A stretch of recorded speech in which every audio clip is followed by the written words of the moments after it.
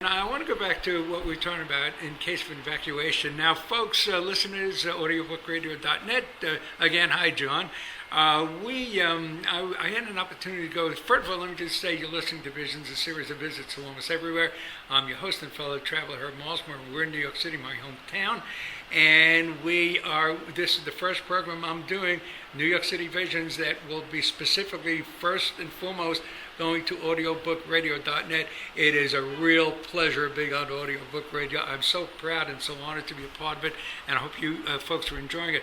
What I wanted to say was I had the opportunity to go to New Scotland Yard in 1994, and we have 911, but they have 999. And I was up in 999, and they had the ability, all the cameras on all the different major streets, they had the ability to change the traffic lights to make it all green or all red, and I think they mentioned something about Salman Rushdie. If he's going someplace, we can make the lights green. But that's not here. I mean, there's no emergency. Who would be controlling all that? Did I ask that? Or? Yeah, no, we actually do have that. There is a control room. It's in Long Island City, and I created the first one. And it's staffed just like Scotland Yard with police officers and traffic engineers, and if need be, they can change the traffic lights and change the patterns. We don't, publicize it, but that does happen, in New York City. So it's out in Long Island City? It's out in Long Island City, which is part of Queens, one of the 5 boroughs, right. And it's in kind of like a bunker. No windows. It's a windowless, very, very, very big room. And you have probably 20, 30 people there at all times. And they are monitoring what's happening in the city and making changes as need be, dispatching emergency crews as need be. But you're being closely watched in New York City. Oh, yeah. Did we just give something away here? I don't know. I don't think it's going to change things. It's very well protected. But if you just went to this corner of Broadway and House, then you might not notice it, but attached to the street light is a 360-degree camera. And so New Yorkers are being watched almost all the time to protect them. And I don't mean to create paranoia, but Big Brother is alive and well here in the big city. Right. In 1993, the World Trade Center was attacked for the first time. There was a Ryder truck, of all things, and parked in a garage where these trucks weren't allowed, but it was allowed to go through anyway. And of course, a bomb went off. It had bomb fertilizer somehow. It was a prime ingredient there, and it exploded. And I was helping a friend, a pizzeria, Concadora, on Murray Street and West Broadway. And I was just a few moments away from being in the tower. It happened in the North Tower, I think. That's where the explosion happened. And I saw people walking towards me with sooted faces, blackened faces. And as I got to the tower, somebody was being given CPR outside. And I wound up, I had a couple of pizzas with me. I never got to deliver them, but I wound up directing traffic at Murray and West Broadway. And I got to tell you, the power of it all, you put your hand up, and they will stop. And I was talking about police cars. I was talking about they were stopping, and they were appreciating what was going on. But the ambulances coming through, I'm sure you remember that day. I remember that. It had a bit of a better outcome. But yeah. We've been through a lot as New Yorkers, and it's not that we take it in stride, but we know that we're going to get back up and we're going to go back to work. We know we're the front line in the United States in the war on terrorism, the next terrorist attack, and nobody is saying if there will be a terrorist attack. We think that there will be. New York City is certainly a likely target and always will remain so, but that doesn't stop us. Right after the attacks of 9/11, and I lived across the street from the Trade Center, and we met with some people, and we lost a number of our firefighters and our police officers, and it was a ceremony. This was in October, and they had a clergy there, and there was a rabbi, and the rabbi told a story of how he had just come back from Israel, and he went to the site of 9 months earlier or 10 months earlier. There was a bombing in a discotheque, and about 20 young Israelis were killed. And he said he went back there, and it was months after that, and there was a handwritten sign, and it said, "We will never stop dancing." And that says it for New Yorkers. We're not going to stop dancing. We're not going to stop doing our business. We're the front line in America, and that means that Ohio isn't getting attacked, and that means that other places are less likely of a target. That's okay. We're Americans, and we're proud to be Americans, and we will continue what we have to do to fight terrorism. And the terrorists only win when you kowtow to them. We proudly pick ourselves up. We attend to the wounded and the injured, and have memorials for the dead. But then we move right on. Right. New York City, if you want to make a point, here's where you make it: the communications capital of the world. And as an ambulance goes by, or a fire truck, Yes. whatever it is. Now, 9/11, the 10th anniversary is coming up. September 11th, 2011 is 10 years. Any special alerts? Anything? Do you get information on this? Does it filter to you? What is happening? Is there a more heightened, as far as how you're going to handle things? I'm sure there'll be a lot more people in town, in the city, to honor the occasion. What's happening there? Are plans in the works now? Yeah. We're busy working on the memorial for 9/11, and we can't get into too many details, but it's on a Sunday, which makes it a bit easier to plan. So there will be big events, and likely to involve heads of state as well as the families of all those who perished on 9/11. New York and Washington will be the two major venues, New York probably being number one. We lost the most people in New York. But we're also planning for post 9/11, because the memorial will be open. It won't be completed, but it'll be open to the public. There still will be lots of elements, and we're anticipating millions of visitors to New York, and we encourage people to come to New York to pay their respects, and I think that they will be pleased with the tasteful way New York is dealing with it. The memorial itself will be reflective of the Twin Towers, with two caverns in effect, two holes in the ground, Right. rectangular holes, symbolizing where the footprints of the buildings, and there'll be pools, and there'll be waterfalls along the water of those footprints, and a museum will be included, and an opportunity for people to pay their respects. And we invite all Americans, all good people of the world, to come and show your respect. One thing I recall about the September of 2001, winter was coming on, and the last thing New York City needed was snow that year, because there was a lot of cleanup to do, and a lot of work to be done at the site. And of all things, Atlanta, Georgia got more snow that winter than New York City got, and so that was like, thank you God. It didn't happen. The following year, I remember 2002, we got hit with snow. It seemed to be from early fall right through late spring.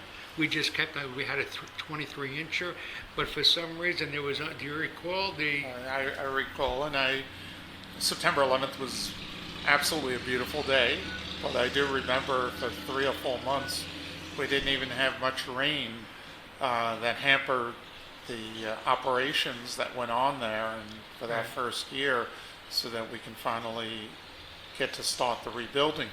And I'm pleased to note that we're probably now up to about the 65th floor of what some people call the Freedom Tower, One World Trade Center. Right. Okay. And my firm is busily involved. We're doing all the logistics planning for the construction of the World Trade Center site. Talk about that a little bit. Whatever you know, can talk about. Yeah, there are some things I can't, but the building itself is going up, and it's probably 500 to 600 feet up at the moment, and it's scheduled to open and then over the next 3 years. So we will have One World Trade Center, which people refer to as the Freedom Tower, because it's precisely going to be 1,776 feet high, to commemorate the founding of our country. 7 World Trade Center is already completed. We're now working on the transit hub, which is going to include the number 1 train, the R train, the N train, the PATH train, and we're going to have a most beautiful hub that people will come to and think of as a major transit terminal. We're building a vehicle security center, so the type of bombing that you saw in '93 could not happen again, because every vehicle that goes in underneath the World Trade Center site will be x-rayed and go through vehicle security center. There'll be no ifs, ands, and buts of every single vehicle. Yeah. And yeah. I kind of thought that now the zip code down there is 1013 or 10013 is the zip code for the World Trade Center for that area down there, 10013. I kind of thought it would be meaningful to create a zip code just for that site.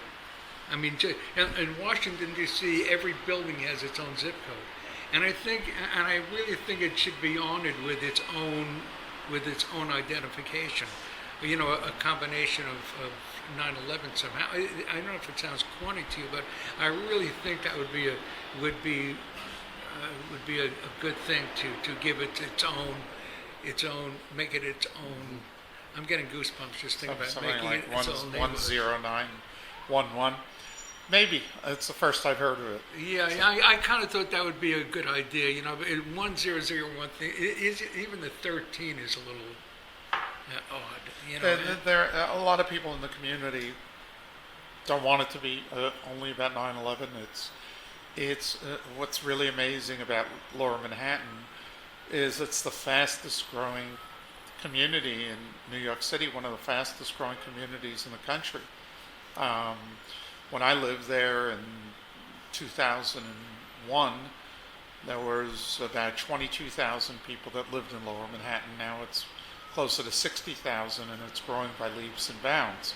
So people enjoy living there. It's a small triangle, so you've got water 3 different ways. You could travel by boat. You've got bridges and tunnels.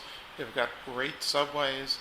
And the people there want it to be more than just about 9/11, recognizing at the same time they're going to be anywhere between 5 and 10 million visitors a year that just come to the World Trade Center site to pay their respects. I know Robert De Niro started the Tribeca Film Festival a year later. He's very much a New Yorker. You see him in the supermarket all the time.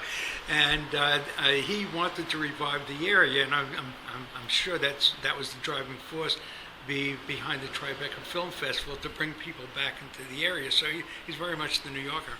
Yeah, and he certainly has succeeded, and he certainly deserves a lot of credit. It's beyond anyone's wildest expectations. The zip code of Tribeca is probably the most expensive to live in, and probably in the top 3 in the country. Certainly the most expensive in New York City, and that makes it very expensive.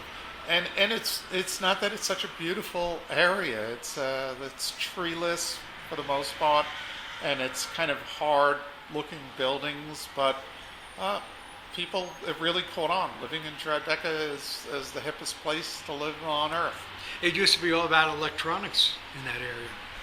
Yeah. The World Trade Center before it was built was Radio Alley, and now it's artists and filmmakers and bankers. Right. Okay, Tribeca is short for. Well, it's the triangle below Canal Street. And you have Soho, south of Houston. Houston, folks, if you come to town and say Houston, they're going to say, what? So it's Houston Street. You have a south of Houston, Soho. You've got north of Houston, NoHo. But you've also got Dumbo. Explain Dumbo. Well, and Dumbo's also an amazing community that no one would have predicted would be such a thriving community. It stands for Down Under the Manhattan Bridge Overpass, and it's a small area between the Brooklyn Bridge and the Manhattan Bridge, right by the waterside, old industrial and factory buildings that lived off the waterfront access. And now, again, well-to-do people are living there. It's a younger community than Tribeca, and it's an exciting area. And New York just has gone through such a resurgence. For a moment, let's say on September 12th and 13th, I worried about New York. In 2001, I'm not worried. I kind of saw as I was walking along, a couple of months later, a month or so later, I saw people going into restaurants again, and we were coming out, and an awful lot of friends of mine never got over it. One couldn't sleep. She lived right there, Independence Plaza, and she looked out the window. And when she stood on a terrace looking over the Hudson River, she could look right into the windows of the tower, and she watched. The plane came right overhead. She heard this plane come overhead, and she got to listen. She saw the plane hit just as she stepped down on the terrace, and people jumping out of the windows. She passed away a year or so ago, but she never was. There are people that were that close to it have really never gotten to the effect. Yeah, PTSD is real, and it's really has a big impact. I think I suffered from it for a few months, but my wife certainly has, and we had to move. We didn't move that far, but we had to move from Battery Park City, which was across the street from the World Trade Center. We lived there for about 6 months before we moved to the Village. Yeah, it's tough, but and we show our respect and our care for the people who have not been able to recover, and it's no reflection upon them. It was that horrible an incident, but also as New Yorkers, we take pride in the fact that the city keeps moving, and the city has a huge energy and life and vibrancy, and we're going to keep dancing. Okay, before moving on, we're going to move uptown a little bit just for a moment. I do want to say that just in passing on September 11, 2002, I spent the evening with Violetta. I stayed over that night, and because she was having a tough time, and it's going to sound really strange, but I was just looking over into Jersey, and Sam, when I tell you, right around midnight or so, a black mist came heading from the south, going north, right on the Hudson River. It blocked New Jersey out completely. It was a black fog, and it sounds melodramatic, but that's exactly what happened. It was the strangest thing, and I hung out with her, and I just wanted to be with her on that night. Let's move uptown now. The walking. You've got it's a work now. I know on Easter Sunday in New York City they closed down Fifth Avenue to traffic, and I know that there was one time that almost every avenue is two-way, and it's no longer like that. First, talk about why it's easier to go one way, like Fifth Avenue goes Southbound. south, and Sixth Avenue goes northbound, and so on and so forth. What makes that? Well, I know what makes it easier, but how has that worked? Well, I think it was the right decision at the time, and it At the happened time, in or- the 50s and in the early 60s. And what it did was it dramatically improves the capacity of any street. So traffic, it's easy to time the traffic lights if it goes one way. You don't have to deal with trying to coordinate them in two directions, which is pretty much impossible to do without having the traffic stop frequently. So New York City traffic lights move along at about 30 miles an hour. And if you're traveling at 30 miles an hour, you can go many blocks before stopping. So that's the value. Okay, so at the time, it's still a good idea. Yeah, it's still a good idea. There may have been some that might not have needed to be changed. Okay, which ones? Maybe we should have kept Fifth Avenue two ways, so you can go both ways, and maybe just a bus street Just an idea that I throw out there. Okay, so, and what about the Times Square is close to traffic? What's close to traffic, and how's that working out? The experiment. It's sort of like a mall kind of thing. Yeah. Times Square between 42nd and 47th. If you look at it from the sky, it looks like a bow tie, in which one line of that bow tie is Broadway, the other is 7th Avenue, and the two of them cross in the middle at about 44th, 45th Street.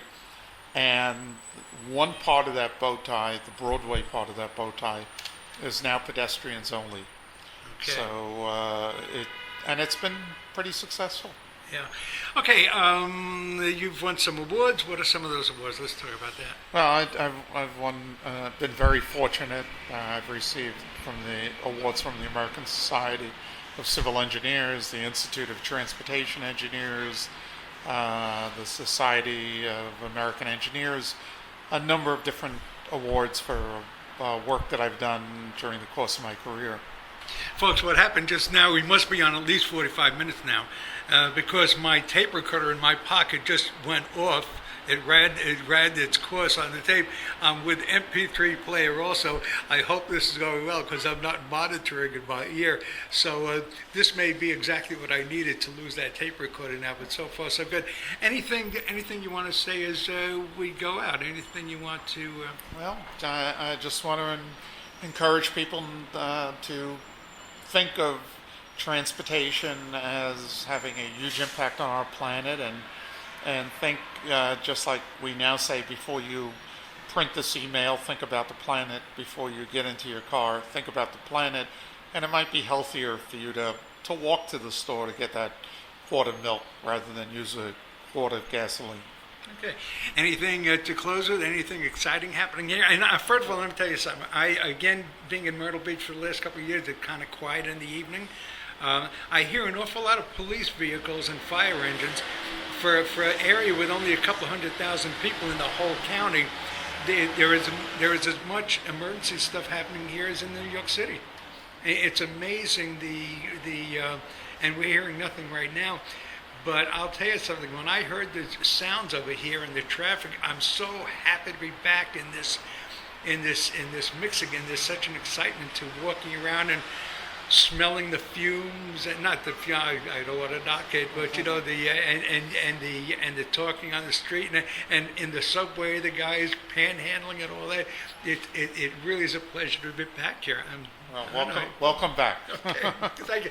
Okay, Sidewalk Sam. I was going to say Sidewalk. Gridlock Sam, Sam Schwartz. Have we covered everything? I think we have. Okay. I certainly hope that this has worked out and the sound is okay in this MP3. John Mayfield says, get friendly with this machine when you go to the city. And I guess I hope I have. You've been listening to, I was going to say Horry County Community Digest. You've been listening to Visions, a series of visits to almost everywhere. I'm your host and fellow traveler, Herb Malsman. I'm back in my hometown, living in Brooklyn, Bay Ridge, and taking the NNR into the city. This is the first time in 4 years I've walked out of a subway station up into Broadway. It was very exciting. I was so excited, looking forward to it. I thank you for tuning in today, and again, it's a pleasure to be on. It's a pleasure to be on audiobookradio.net with some really fine voices and folks, and it's great. I'm honored. I thank you for tuning in, and we're going to be spending a month in this city, and we'll have some more good stuff, New York City Visions, coming to you down the road. Thanks for tuning in. And I want to go back to what we were talking about in case of evacuation. Now, folks, listeners, audiobookradio.net, again, hi, John. I had an opportunity to go. First of all, let me just say you're listening to Visions, a series of visits to almost everywhere. I'm your host and fellow traveler, Herb Malsman. We're in New York City, my hometown. And this is the first program I'm doing, New York City Visions, that will be specifically, first and foremost, going to audiobook radio. It's staffed just like Scotland Yard with police officers and traffic engineers, and if need be, they can change the traffic lights and change the patterns. So we don't, publicize it, but that does happen, in New York City. So it's out in Long Island City? It's out in Long Island City, which is part of Queens, one of the 5 boroughs, right.